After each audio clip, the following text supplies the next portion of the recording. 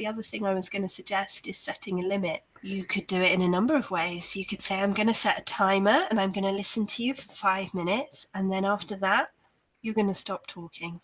Or it could be when you're getting to your limit, whenever that is, you can just say, darling, I need you to stop speaking for the next 10 minutes or until I've done the cooking, anything that feels appropriate in that moment. Obviously, you can't actually stop a child from talking. So she might carry on, and then you'll get down to her level and you put your hand on her back and you say, sweetheart, I'm stopping you. I need it to be quiet for a moment. And it may be that that is enough, that she can have a little cry, or she might get cross and she might stomp her feet and say, you never listen to me. Why don't you want to hear what I've got to say? Or I'm never going to tell you now.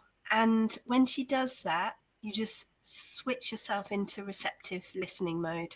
So this is where all the feelings that have accumulated during the day that are probably driving the talking get to come out.